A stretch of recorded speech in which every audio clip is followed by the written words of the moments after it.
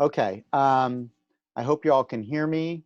Thank you for participating in the Zoom conference. I know you've had quite a few of them. You know, Tim has been the most interactive president at the three colleges as far as communicating with faculty. I guess this is his fourth or fifth Zoom conference. So that's commendable that he's communicating so much. So thank you, Tim. I think that is really helpful. So we'll start out. I'll say a thing or two, and then I'll hand it over to Tim, and then Marty, if they have anything to say. The chancellor recorded a real brief comment that he was going to add, and then we'll go. I'll start with answering a few common questions that came up at the last two Zoom conferences we had, and then if you want to ask a question, there's two ways to do it. Either raise your hand in the chat area, or you can post it into chat, and I'll do my best. If they're coming at too high a velocity, I may have trouble keeping up with them, but I'll do my best if you put them in chat to read them to whoever is going to be answering that question. But I do want to start out just to say thank you all for coming. I'm really, really thankful that you're here. We're trying to get accurate, concise information out to faculty, so there's not mixed messages and different things coming in. I know things are changing drastically by the minute, practically. So something that we say today, you have to also realize that there may be updates coming, but we're going to answer them to the best of our ability today. And my assumption is that the managers, and the union's assumption is really that the managers are trying to do the best they can. So Tim, Al, they're trying to get information out as accurately as they believe. And sometimes it's not accurate or it changes, but we don't want to beat people up over giving their best effort possible. And we're trying to have some grace in this situation. I can say it's a terrible, terrible situation. And a lot of what we are going to be saying in the MOUs, the memorandum of understanding that we wrote, we'll share that with you. But a lot of this information is based on a very optimistic approach. The most rosy glasses, we're looking at how the semester is going to continue. And we know things may not be as optimistic as we hope. Things may get worse. They probably will get worse. And that therefore things will change when that happens. But, you know, I think some of what's being said is going to end up being a little optimistic. But, you know, I'll share what I know. I'll share the MOU, and then we'll answer a lot of questions. So thank you so much for being here. Like I said, it's a terrible time for everybody. So I appreciate it, and we'll do the best we can. Tim, is there anything you'd like to say? We are trying, as everyone knows, to send out an update every evening. I think the biggest thing that everyone should know, two things. One, we're not opening on March 30th.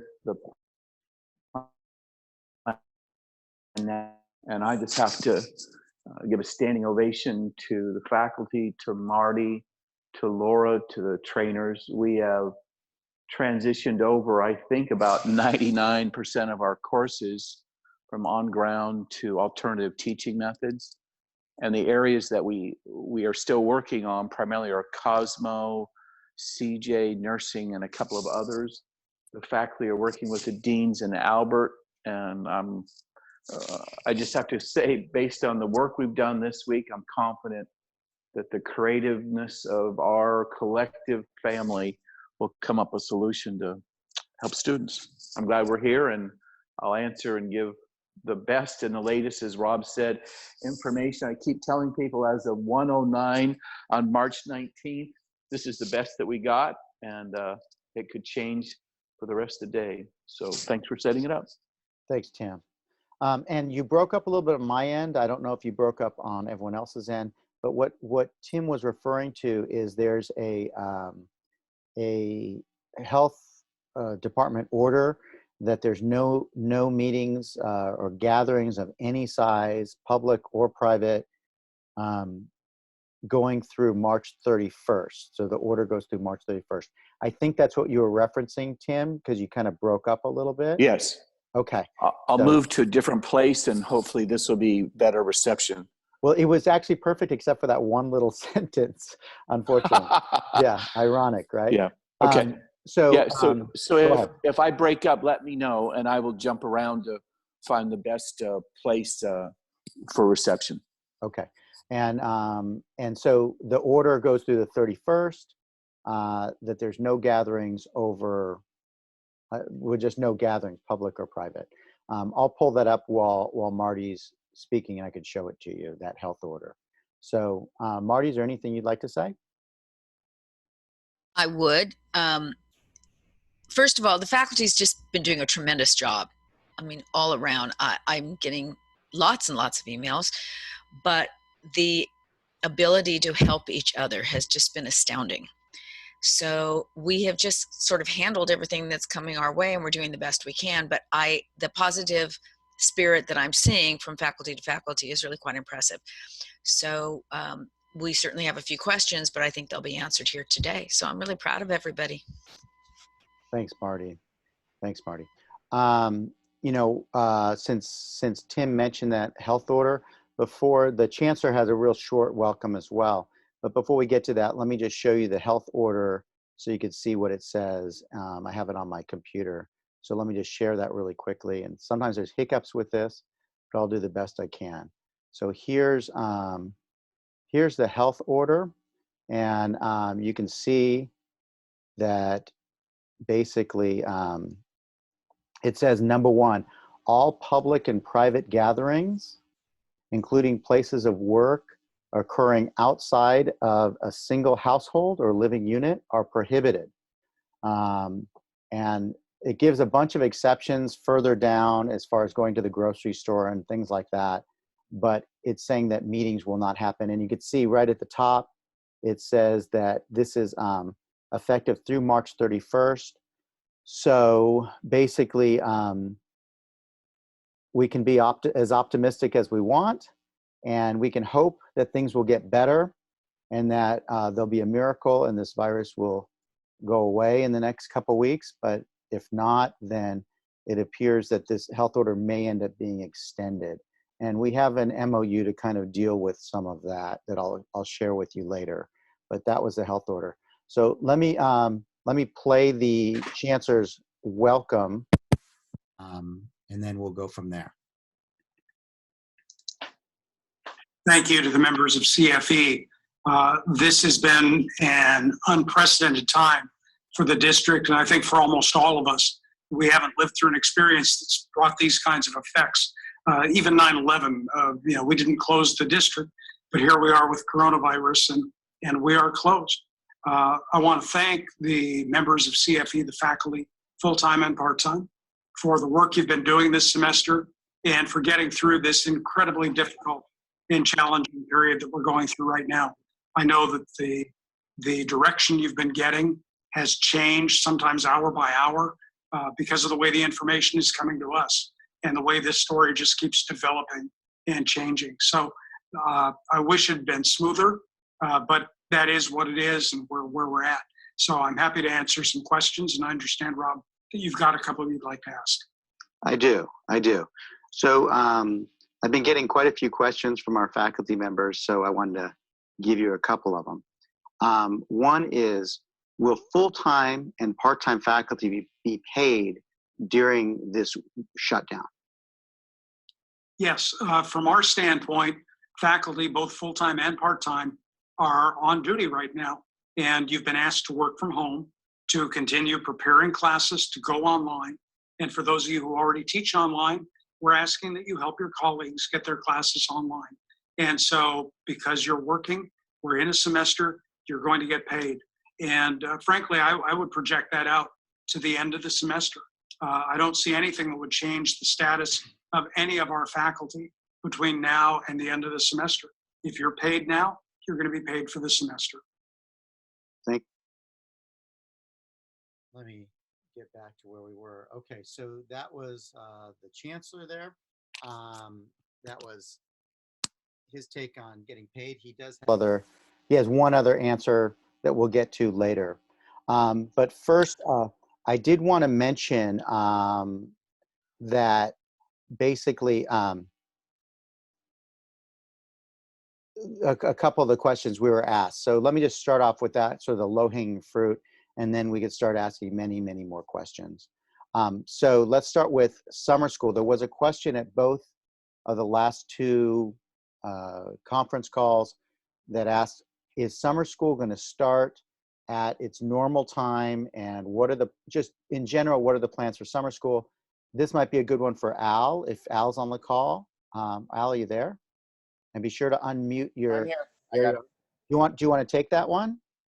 We're looking into that. I mean, as no one knows really what's going to happen in the next couple of weeks, but we're asking the deans to maybe work through their chairs and about converting summer school into all online if necessary. I don't think at this point there's been a discussion of delaying the start of summer school. Thank you, Al. So this is Tim, and please. This is Tim, and what we're doing is we're trying to get through April 1st first, and then we've created what we call as a parking lot, summer school, graduation, scholarship. There's a number of things that are in that parking lot, and we're going to have to start addressing those once we get through April 1st and have started the classes again. That is a concern, because there's also the registration for the fall as well. So we have a number of those types of issues in the parking lot, and we will let everyone know as those decisions start getting made, what direction we're going. Thank you, Tim. Hey, Robert, this is Claudia Lee. Can I just add one more thing to that? Absolutely. Just so faculty are aware, we are on track to be sending students notification of their summer registration date and time starting Monday. So in case you do hear from students, we are still moving forward with that timeline. Thank you. Thank you. That's good to know. Thank you very much. Additionally, this goes to where, Tim was talking about the parking lot. This is really, we're being optimistic, right? So we're planning a summer start, is my understanding, that you're planning a summer start on the regular summer dates. And it sounds like what you're saying is you're going to be optimistic with the summer start, with scheduling, but you want to keep an eye on the possibility if things get worse, can those classes be transitioned? That's kind of what I hear you saying. And we'll see how it goes.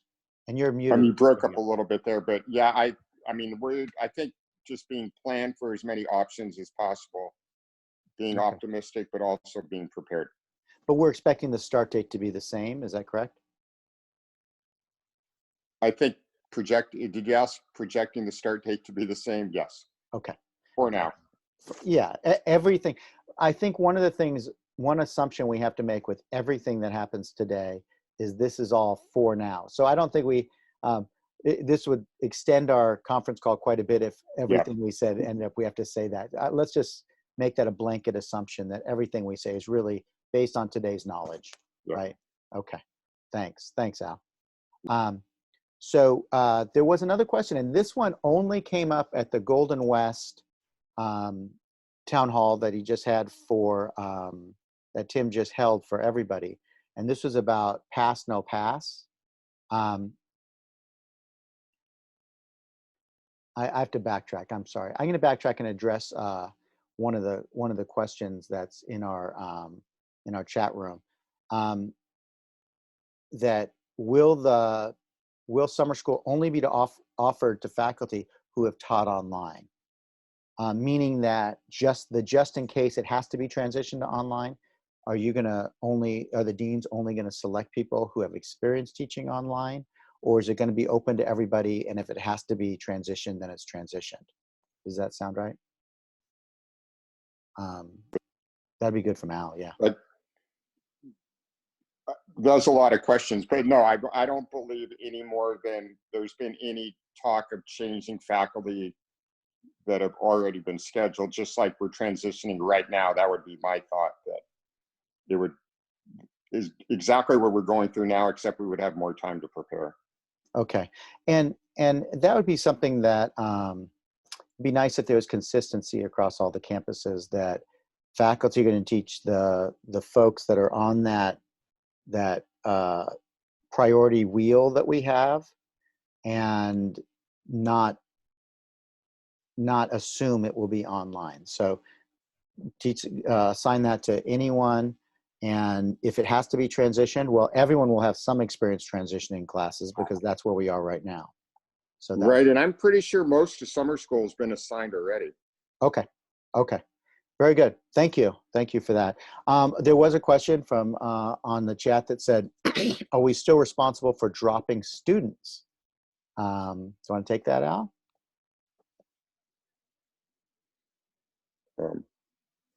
Well, I'm just gonna answer it, because that was asked at the last session we had, the last Zoom conference.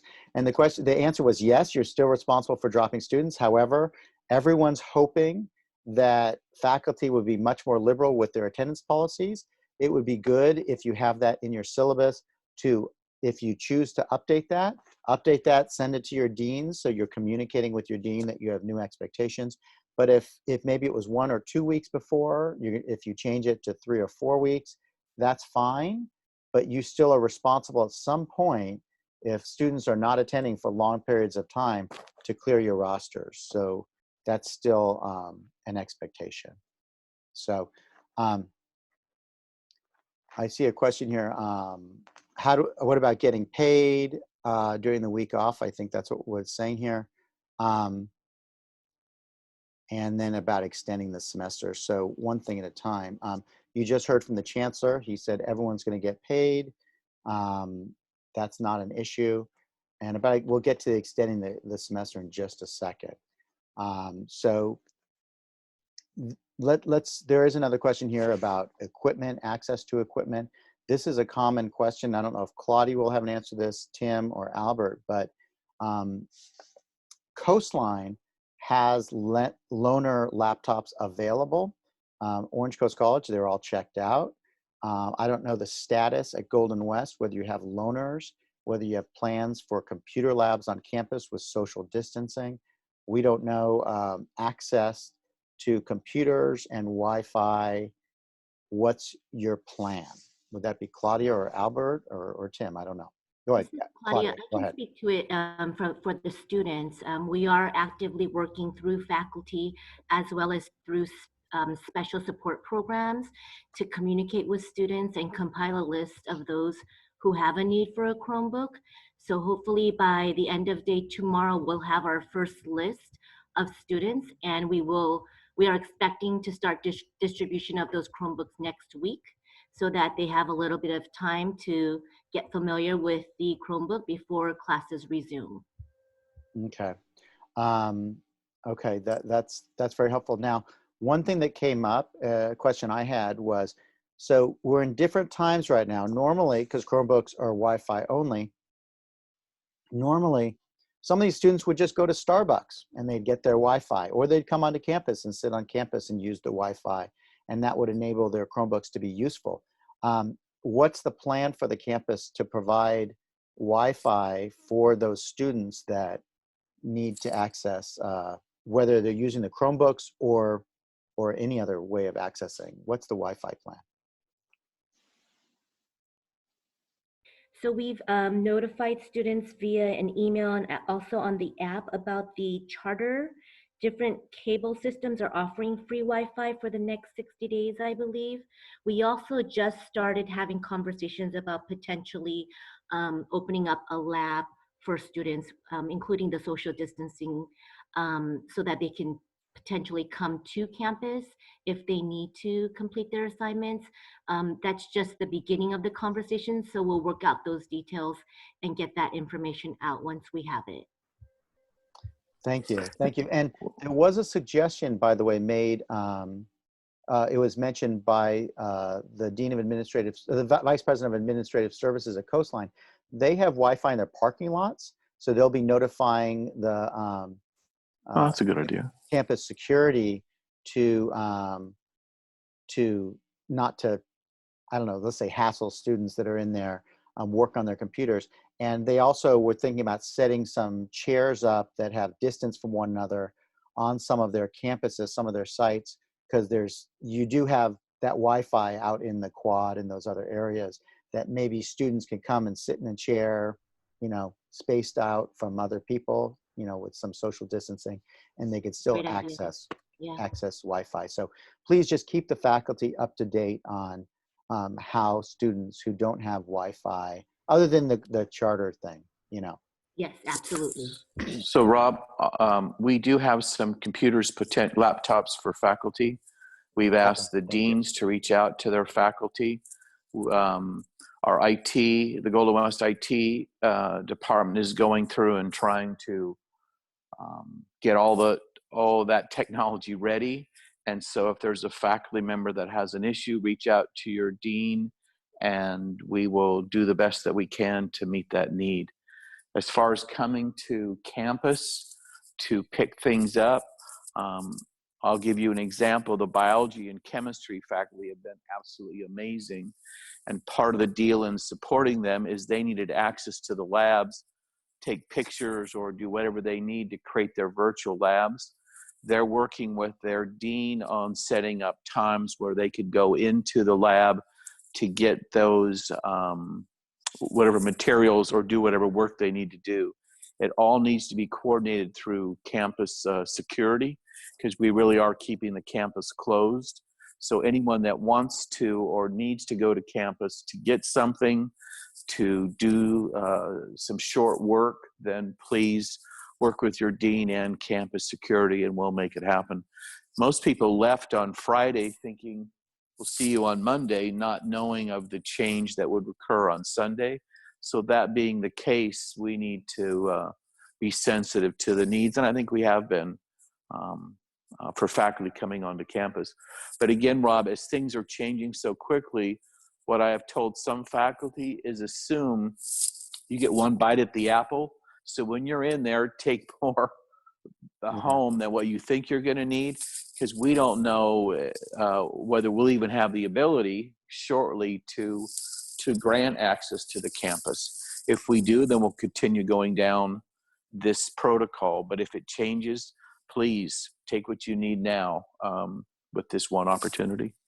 Cool. And the question was there something sent out to all students about the possible availability of computers if they don't have one? Did that go to everybody? Because we have less than 400, I believe, to distribute, we prioritize it based on largest student needs. So we're starting with our EOP&S, foster youth, CalWork students, and we're working our way down from there. Depending on how many computers we have left, we will continue to go down our list. But again, we're cross-referencing that with the list we're receiving from faculty as well. So can I ask Claudia, from the faculty perspective, once you give those out to the students that you know have economic issues, and you have, let's just say, 200 left, could you just do an all faculty email to announce to them you do have a certain number of computers available? Please let students know, and you could let the faculty know what the criteria is going to be. I know the other campuses were using criteria about Pell eligibility, special programs like you just mentioned, to determine who is truly in need financially. Could you do that? Of course, absolutely. Well, Rob, this is Marty. Yeah. They had sent something out to us faculty, I think Albert did, asking us to ask our students. Great. And so students were to respond to faculty, who would then respond to deans and or Albert. So the list, I think, and Albert can confirm whether a list has been coming in of students who do require some assistance with having to have a Chromebook. Okay. And I guess so I've sent two. Sorry. Go ahead, Al. I've sent 2 emails to all faculty. Hopefully everybody's gotten them. And I've received a number of students back from faculty, and those have been put on the list that Claudia, they'll cross-check with those other lists. So I think we've taken care of that the last 2 days. Okay, thank you, Al. Thank you. So get that list. Are they getting that list to you, Al, or to Claudia? To me. And then I will forward it to Claudia, and they'll cross-reference the list that they have. Okay, thank you very much.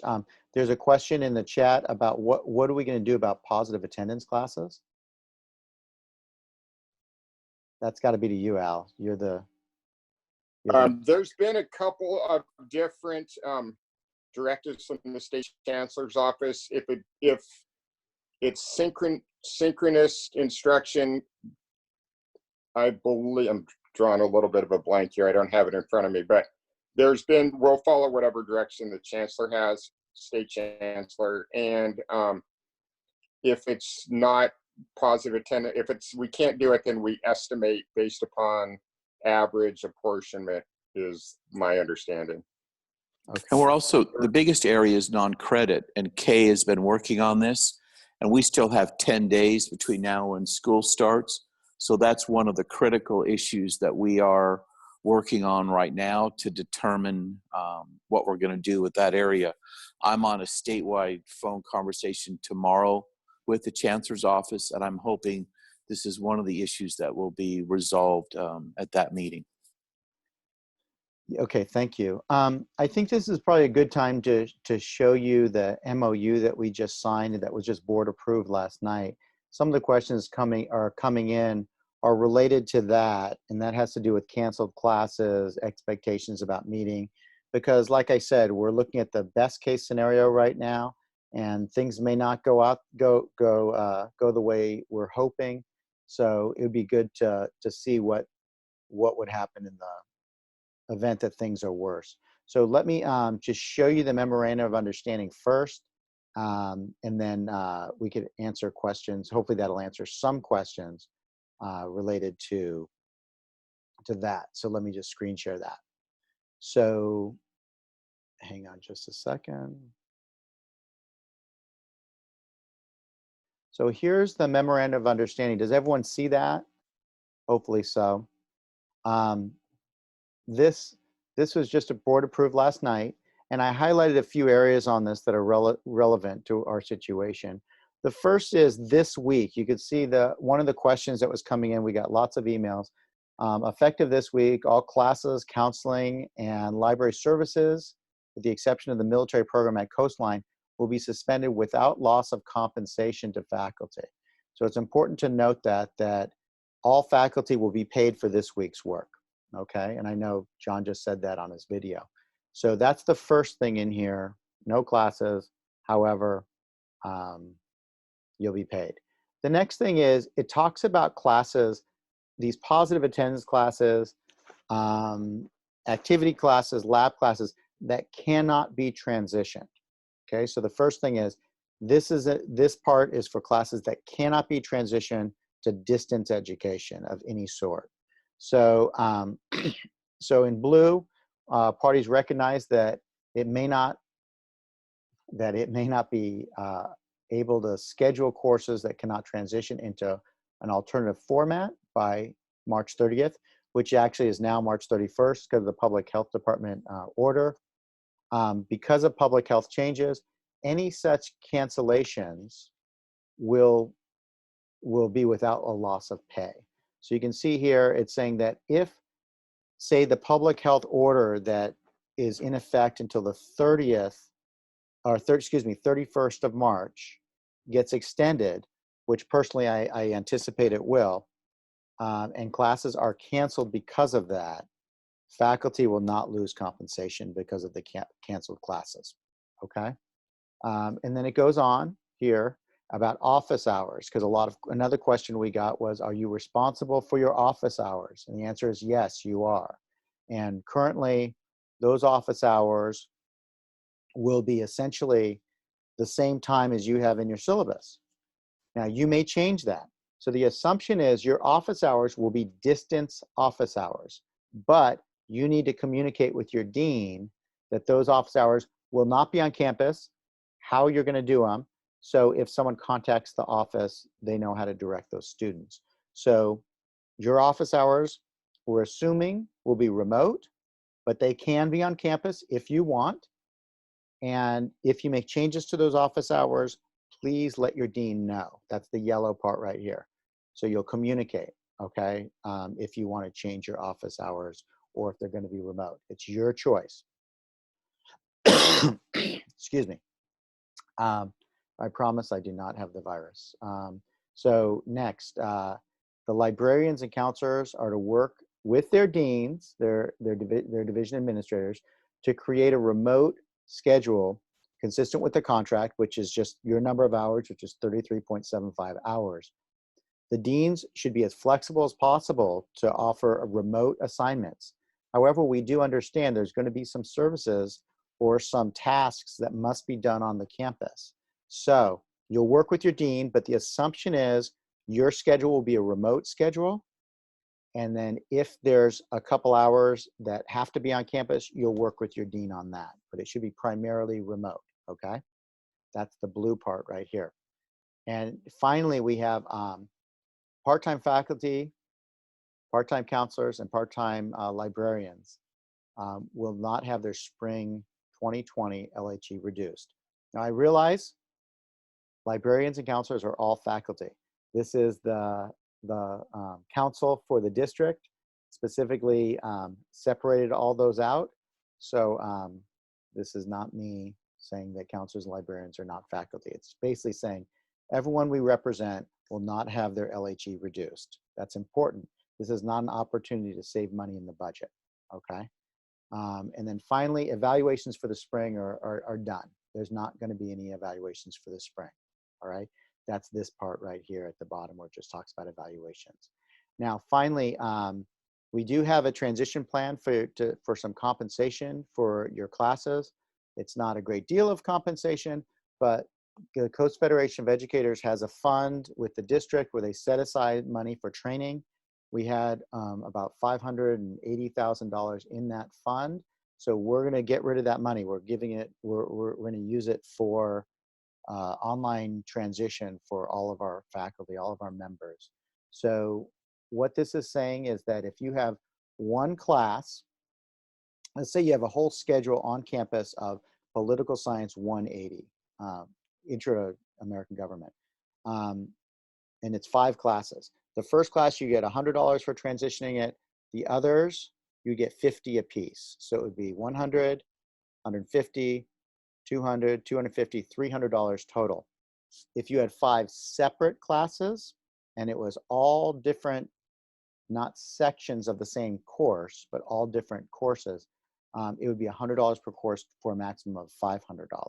And I realize this is not a significant sum of money, and this does not in any way compensate you for the incredible amount of time that you're spending on these courses, but we had some money in the budget, we had it available, and so we're just, you know, blowing that out. It's almost $600,000, and I realize it just, there's so many faculty members, full-time and part-time, that's the best we can do at this point.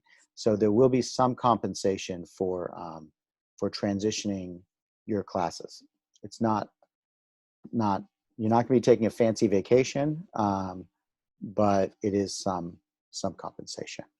By the way, you could also raise your hand if you have questions as well.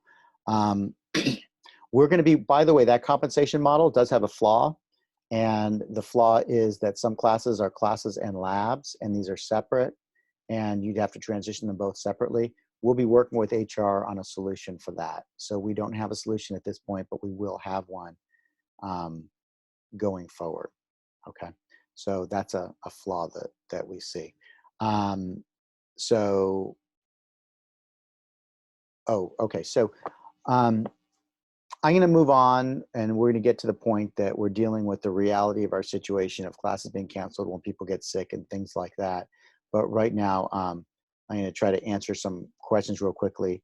And basically, I think a student services question is many people are interested in what services are available, and do we have a cheat sheet? Is there, what's available after spring break?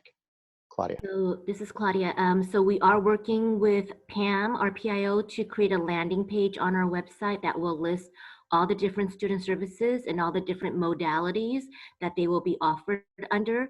I wanted to keep it very simple visually, so it's basically a chart that lists every different student service department, and if whether you can contact them via email, the phone, whether there's a video chat option and other online options, those will all be available on that chart. And so once that link goes live, I will be sure to share that with Al so he can send that out as well to faculty. Thank you. And I think this next one is actually a question for Al. It might be for you, Claudia, I'm not sure, but there are a few faculty members who do not have access to computers. And is there going to be a way for them to check out computers, or is there going to be a place on campus that is isolated from other people where they can use a computer? This goes to Wi-Fi as well, obviously. Albert, I think, is that for you? Albert? Sorry, you're breaking up again. Not sure what's going on with my stuff. Yeah, working on it along with some classified, if we do get a remote work plan, is how to prioritize and offer whatever who needs it. And there is they've been asked, the deans have been asked to ask faculty who needs a laptop or who needs to borrow it. So if faculty need a laptop, full-time or part-time, I think the answer there is email their dean right away, because it's probably a limited resource. Yes. Let the deans know today. Email their faculty, email their dean. Is that fair? Yes. Okay. Yep. And the next question, I could just answer the next question. Will the second 8-week classes begin at the same time that they're planned to start? And the answer is yes, they will. They will begin the normal time, which is after spring break. And there, I'm going to get to, there's one other question that was brought up at your session that you had either yesterday or the day before. And can we change the pass, no pass dates so students can elect to take their class for credit? So this doesn't harm their GPA, because they really didn't sign up for online classes. So how do we, is that a possibility? Has anybody looked into that? That either Tim or Albert, I'm not sure. Even Marty, it's grading, so it is the academic senate, but does anybody have an answer for that? That's one of the issues. I think, as you mentioned before, we need to be as generous as we can with deadlines and timelines for students, because they didn't sign up for this. That being the case, this is something, I don't know, Claudia and I have talked about this as well. We're looking not only to the chancellor's office, but also the other colleges. There's some listservs. So there's information and discussions about this going up and down the state. Before April 1st, we will have an answer for everyone regarding this issue. Okay. And if it's I think it might be a Title V question. That is something that would all have to get on board with, talk to our lobbyists, and really try to get some emergency legislation. There was emergency legislation that was approved either yesterday or the day before. There are 3 different bills. So it is a time where we might be able to get something to address this issue if it's a legal issue. So let's go ahead. And I also think the Board of Governors waived Title V as our board and called it emergency, where Chancellor Oakley has some additional authority he doesn't normally have to quickly move to correct or really change these types of issues. Thank you. There's a question, are the 8-week classes, or we have 9 weeks of the semester and there's only be 8 weeks of class because we're shut down this week and there's no expectations for students. So does that mean we're squeezing 9 weeks into 8 weeks, or are we extending into summer? Let me just say that I'm just gonna, you're gonna add to this. I think that was Tim. My understanding is you're putting 8 weeks into a 9 weeks into an 8 weeks session, basically the remaining 8 weeks of the semester. That's, I think, where we are. Tim, do you want to add to that? Yes. So the first 8 weeks will end the first week when we come back. The first 8 weeks session week of that will start. So we'll have the end and the start of the 8 weeks being on the same in the same week. As far as the semester, I said from an instructional standpoint, just move your classes over as if we still have, the 8 or 9. I guess it would be the 9 weeks left. Whether we go to an additional week into the summer, I've let everyone know this will be a negotiated thing between the unions and the district. But from a instructional perspective, let's move everything over now as if we keep that additional week. It makes the transition much, much easier. And then let's take a look at if we have to modify it later. Thanks, Tim. This is Marty. Go ahead, Marty. We have asked faculty, and for the most part, I believe they have been flexible and creative and figuring out a way to make it work. There was a wonderful email that Yvonne sent about just being able to adjust slightly and stay within the course outline of record. So I give our faculty great credit in being able to figure out how to make this work and not be rigid in how they do it. And I feel for the most part they have been. Okay. That does get to a question we asked the chancellor. So why don't I go to that question? It's related to what we just said. So let me share the screen with his video real quickly. Okay, so he's going to answer the same question. I have a second question for you. This one is, will the spring semester be extended? We've had some discussion of that because of the shift of this week and what that means. And so we are going to run into a situation with some 8-week courses that normally would have ended this week. They're going to be coming back to complete their final week after spring break. That is going to create a logistical issue for some people, particularly those who start teaching another 8-week class on March 30th.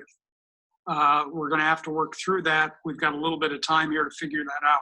So the question at one point came up, how about if we just start the second 8 weeks a week later and extend the semester? And quite frankly, our thinking right now is that it would be better to start the semester on the scheduled date and end on the scheduled date. If we need to adjust those second 8-week classes, those may in fact wind up being shortened by a week on the back end to become a 7-week class. That's one possibility.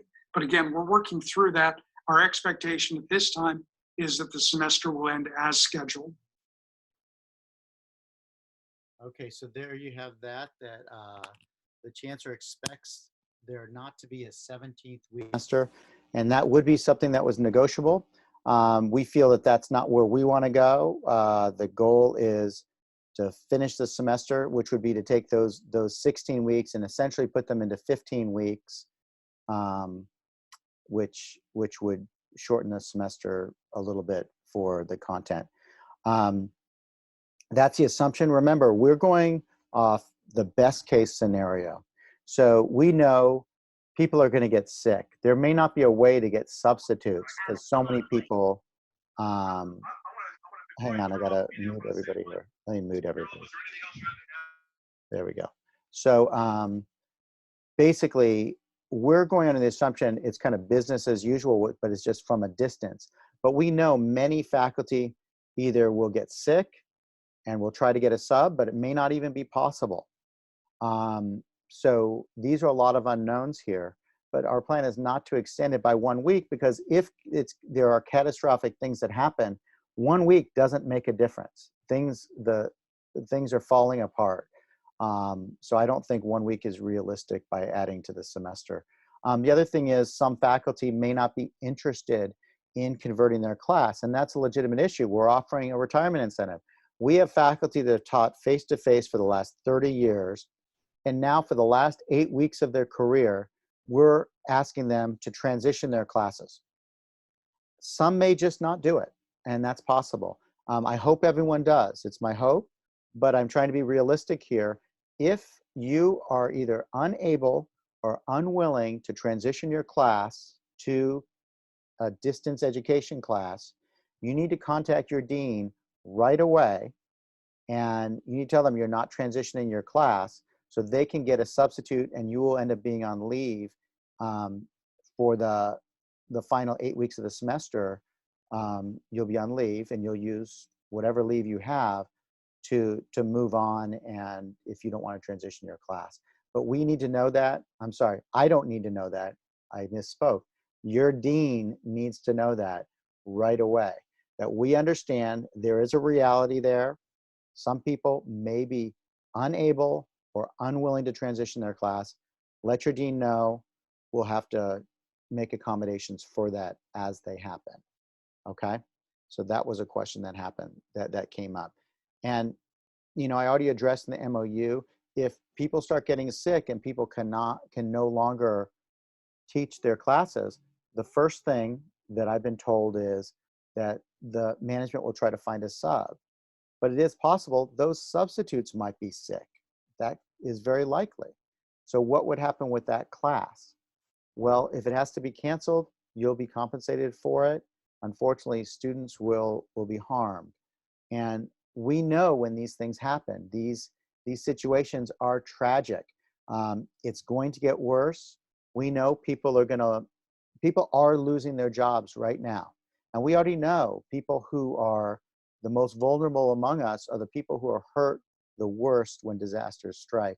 And frankly, that's going to be older people, people with health issues, people who don't have financial resources. They're going to lose their homes, their health. People are going to die. It's tragic. Our mission statement, all the mission statements of the 3 colleges, I looked them over. They all focus on education. So while I think we're going to try, you know, to work with the colleges, hopefully the colleges will provide resources beyond just education. The reality of it is that is what we can focus on. And it's in the mission statement, education, education, education. So we should be trying to provide as much education to as many people as possible, even though people will get sick. People will be unable to attend classes because of financial reasons or whatever else that may be.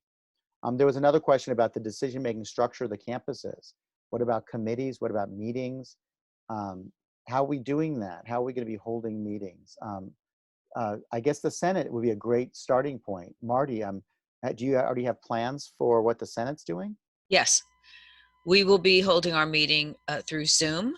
We will have our agendas, we will handle everything. The Senate office is prepared to have our regular meeting. We'll just be doing it through Zoom on our regular meeting dates on our regular meeting times as well. We are all set to go. Okay, thank you. And are there going to be other meetings on campus as far as committee structures? Is there thoughts about that? And maybe Tim or Al?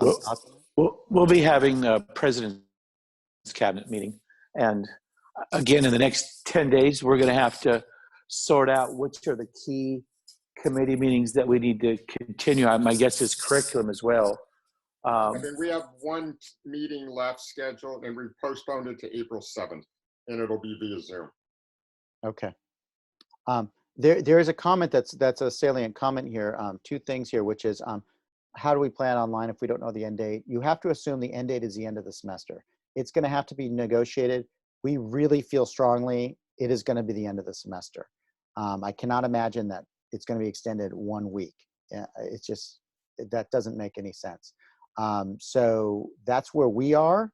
It does have to be negotiated. And I think the assumption has got to be it will end at the end of the semester. That's what the chancellor just said. We're going with that it's ending the end of the semester.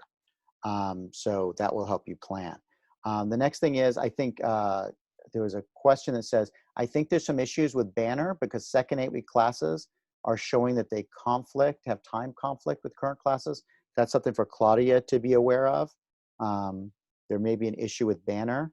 I think you may need to contact Nicole Diamond and she can let you know what her experiences are.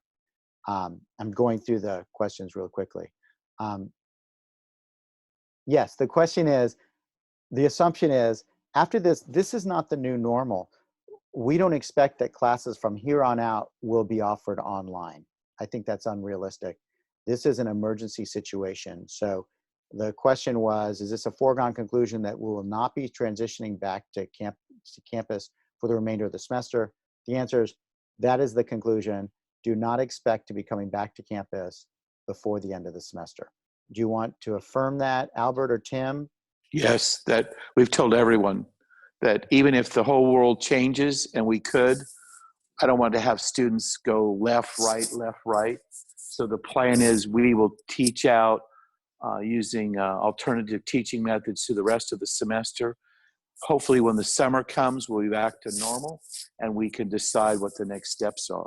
But Marty and I, the Academic Senate leadership, as well as the campus, we've all been talking, just get us through this semester and then we'll strategize about what the next steps that we will take after that. Thank you. Also, the Senate will be on March 30th or whatever date if it's April 1st, whatever date we're supposed to, we will be conducting all department chair elections, all any nominations that are required for any coordinators, any of that, as well as Senate leadership elections. And we will be doing that all online, just like we normally would be doing.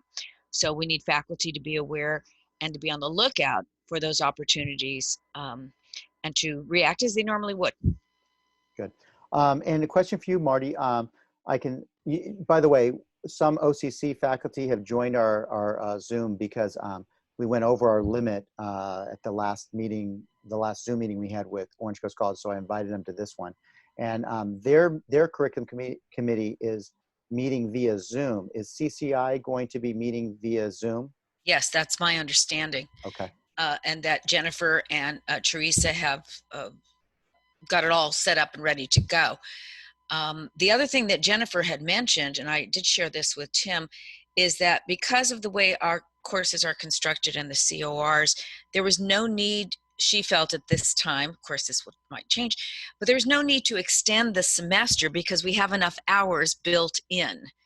So that is not one of the criteria we need to look at, that there's enough hours built in that we don't need to even think about that unless we choose to, in order to get a number of hours that we seem to be okay. And she did share that the other day. Thank you. Thank you. There was another question about office hours. Can you come onto campus for office hours? The answer is yes. So then, of course, the next logical question is, this is a great question, is, does that mean students can meet you on campus for office hours? So, no, comment on that? Yeah, I do. Faculty should not plan on coming onto campus to hold office hours. They could come onto campus initially to get whatever they need out of their offices to take home, but the campus is closed until further notice.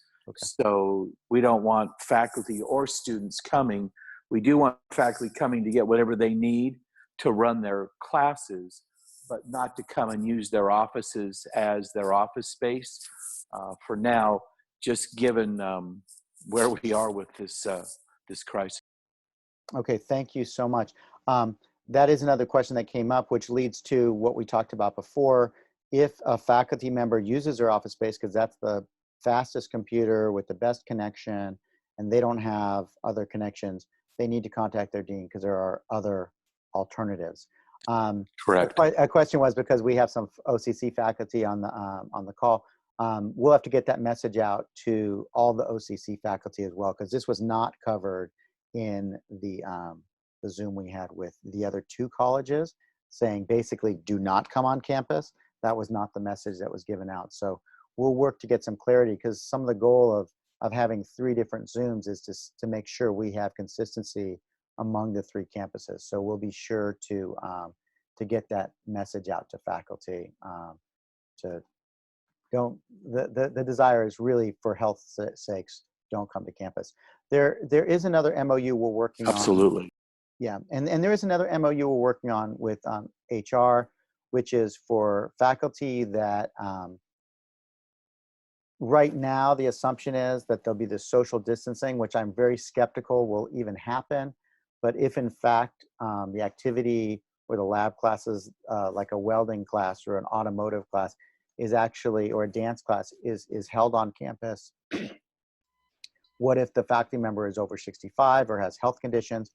Now remember, this is only in the most rosy of scenarios, that things are wonderful in 2 weeks and faculty that teach those classes can come back. What happens with the faculty that have the health conditions or are 65 or older? Is anyone from HR on the call? Yes, I'm here. Do you want to comment on that? I'm sorry, can you repeat your question? If faculty have, now remember, this is the most rosy of scenarios, that if in 2 weeks the faculty are allowed to come back to campus for activities, labs, classes like Golden West has automotive. They may have some classes that have very specialized computer programs on the computers for the laboratory, or whatever classes. If they can come back to campus, but they're over 65, or they have a health condition that fall into a high-risk group, what do they do? They should contact their human resources director. So for Golden West, that's Danielle Heinbuch. I know we've got some OCC folks on the call. That's Rebecca Morgan. They can also contact Kristen Kim here in my office to request a reasonable accommodation. So if their intent is to still maintain their isolation at home per the governor's guidance, we want to support that. We'll work with you. We want you to let your dean know as well. You can also send an email to accommodations@cccd.edu. That's a generic email for accommodation requests that's monitored by several staff members in my office. Thank you. Thank you very much. That is only in the case that the campuses are reopened, and right at this point, it just doesn't look like that's a likely scenario. But the other thing is, excuse me, there's another question. What about IT? Is there tech support available, and will it continue to be available for faculty, especially if maybe they don't have a webcam? Are there webcams available? That might be, Tim might have an answer for that. So I'll answer as part of that, and Claudia has been looking into webcams. Yes, IT is available. They are working as we speak right now on converting the Chromebooks and computers, getting them ready for the lending program that we're going to have. There's a session going on right now and one tomorrow with tutors to not only encourage or maintain the tutoring we're doing online, but also have some of the tutors be able to give some basic information to students as kind of tech support and working with them to get them online as well. But yes, IT will be in place, and have everyone that has an IT question to use the normal IT request form. And Kevin is working through those, and he knows how important getting the information back to the person requesting it is. So they've just done a remarkable job, and all of us need to thank them. But yes, IT's in place, and Claudia can fill you in on the cameras. Claudia, do you want to comment? Yeah. Sure. My understanding is that the laptops that are currently available for faculty do indeed include webcams. So for faculty who have their own laptops that need a separate webcam, I think we should ask that they notify their deans as they would if they needed a laptop, and that all that information will come through Albert to IT. I do have an additional question though about, you say that IT is working for this week. That means they're off next week because it's quote vacation, or are they working next week? And the other part of that is there are some classified staff departments that we're told not to work this week. And so how do we know who's working and who's not? I can help you with that. IT is working, and in this transitional period, we were able to identify with HR certain key that was worked out that allows them to continue working to get the campus ready to open on April 1st. So the IT staff were part of that, and they are continuing to to work during this week and next week. Okay, because I know the Office of Online Instruction has been working like crazy people, and they've been fantastically supportive. But there are other departments that some faculty have encountered who were telling faculty, I'm not working this week until I hear from my manager. So Marty, as you hear those, just let me know, and we I will will. work with you, and we'll get it taken care of. Got it. And Thank you. Crystal has her hand up, so here's Crystal. Yeah, I Thanks. just wanted to piggyback on what Tim shared, that the remote work plan agreement is still in development with CFCE, which may explain, right, some of the mixed messaging maybe coming from some classified staff. The only day that classified staff are on holiday will be next Friday. So that's a non-work day for all district personnel, is a negotiated holiday.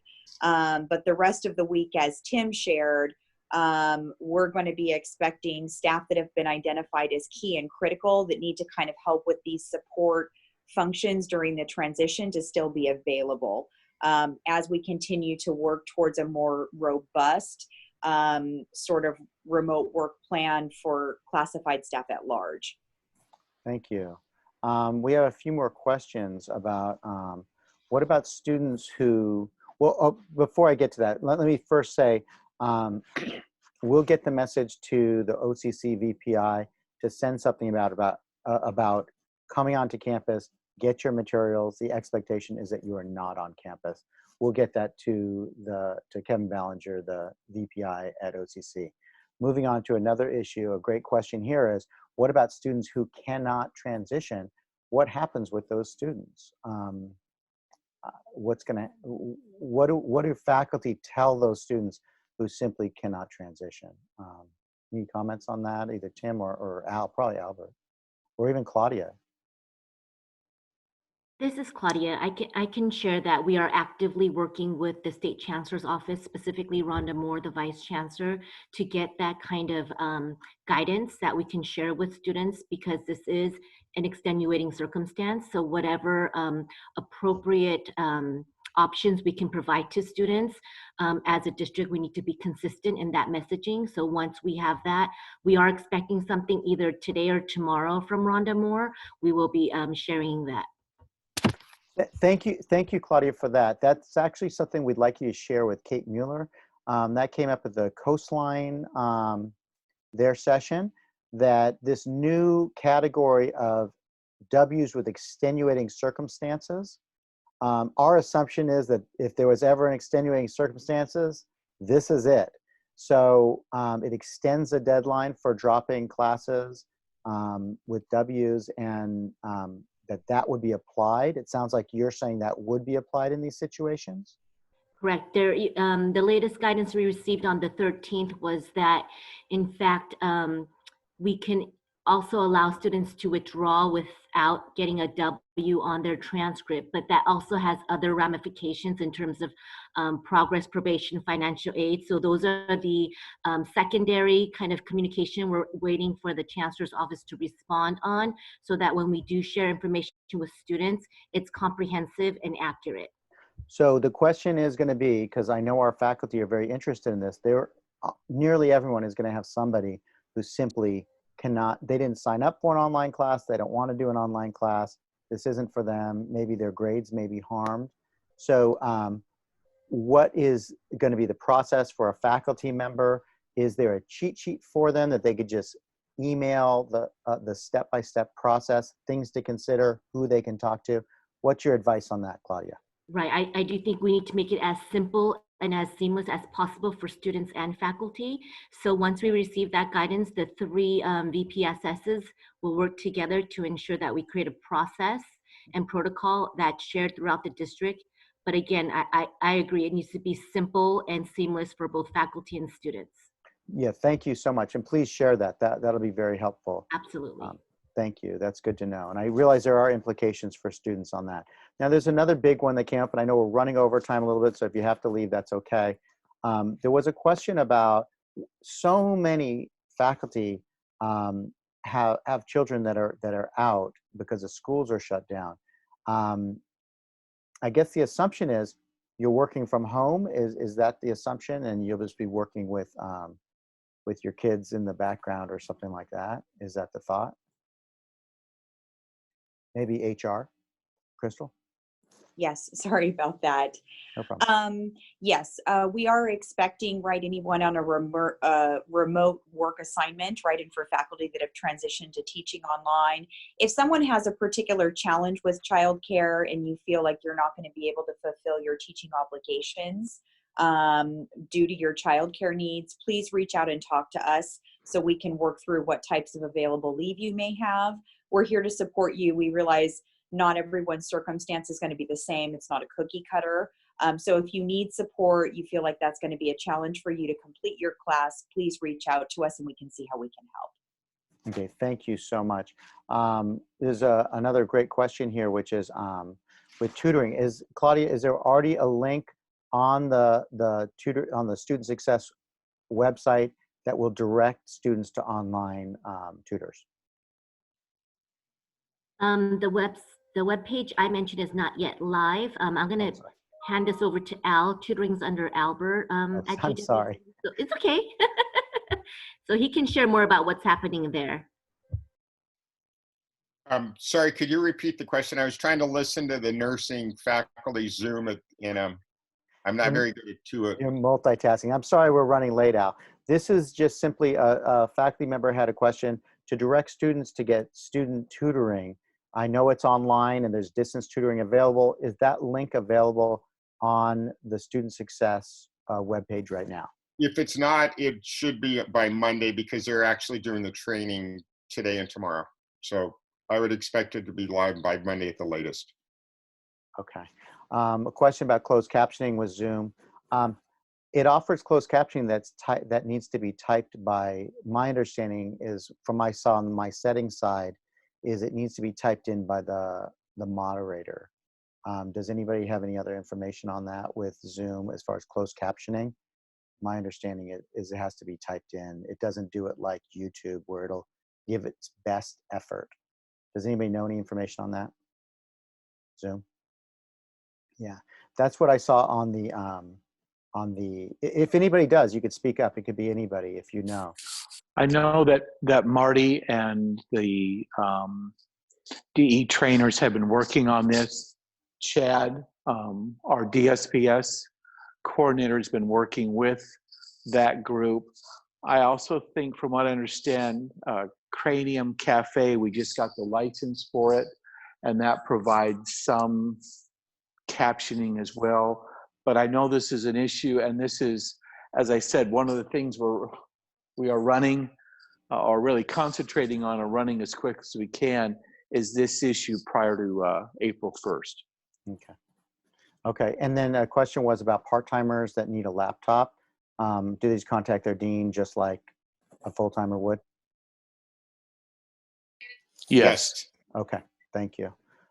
Thanks very much. I know that covers a lot of the questions that I've seen on here. Yvonne, you have your hand up. I'm sorry, I didn't notice that. Please go ahead. Let me unmute you. Are you there, Yvonne? Can you hear me? I can hear you now. Yeah, go ahead. Okay, Please. I was just going to say that it's been my experience that Zoom captioning is inaccurate. It's really difficult. And so the easiest thing that I've found is to record Zoom and then upload it to TextSmith Relay so that that can caption. It's a much better captioning service. And I apologize for my dogs in the background. They're not happy. It's okay. They're on quarantine, so it's not fun. So, okay, I see that. And by the way, we will be archiving this and uploading it to YouTube. I believe it saves the, we are saving the chat, so I'm not sure if that is part of the upload to YouTube, but we will be uploading it. I'll send you a link to Orange Coast College's Zoom conference, to Coastline's Zoom conference, and to your Zoom conference. So if you want, if you have someone that if you want to review this, or you have someone else that asks you about it, there will be a link sent out to everybody about this. And I just have one more thing, Rob. Please. I received 100 emails, and I responded to each one If anyone has an individual question or a question of any kind, please send it to me, and I will either respond or get someone to answer it. The key thing for us is making sure that faculty have the most current information for their students. And if you let us know what the students' issues are, then we certainly can work to try and resolve them. So thank you again, everyone. Thank you. And, I just have to say, this is imperfect. We know it's imperfect. We know international students don't have spaces to do their work, or they may not have Wi-Fi. There's people that don't have laptops and don't have access to Wi-Fi. People didn't sign up for online classes. I just need to acknowledge that we all know this is imperfect. We know that you didn't sign up to teach online classes or distance education classes. Nobody claiming that this is a perfect process. I want you to know that the union has a certain lane, which is to make sure that your working conditions are safe and that you're not exposing yourself to any health risks. We want to make sure you're compensated for your work and your extra work. And we want the students to have the best experience they can, but we know it's imperfect. And I just want you to know, we are trying the best we can. The union is doing everything we can do. We appreciate HR at the district. They've been incredibly helpful and open, and we've had numerous conversations. I have to apologize to some people in HR, and I want to apologize to Tim that I kind of lost my temper a little bit a couple of days ago. So I do want to apologize to that, Tim. I'm a little embarrassed, but I'm sorry. As you gave us grace, we give you grace as well. Thank you. Thank you very Absolutely. much. Thank you. And I just want you to know that this is going to be imperfect, and people are going to be harmed, and this is a catastrophe that we can't help. So if you have suggestions or recommendations, please send them to me. Obviously, Tim's answering emails. Send them to HR. If you need an accommodation, HR is going to be very flexible on making those accommodations.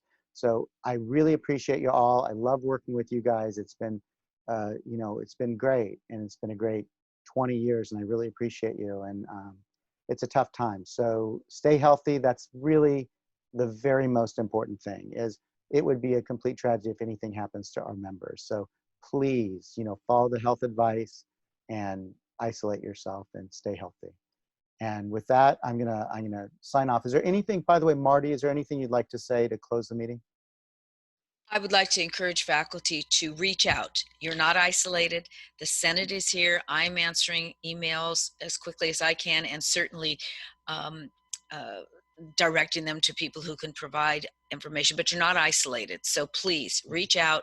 We will try to find you an answer. And again, like Rob has said, we are all just finding our way in a very unusual situation. Yeah, thank you. Thank you, Marty. And thank you, Tim. Thank you, Al and Claudia, for participating. Absolutely. Talk to everyone soon. Thank you. And thank you, Crystal, for signing in as well. Thank So, you. take care. Be safe. Be safe, everyone.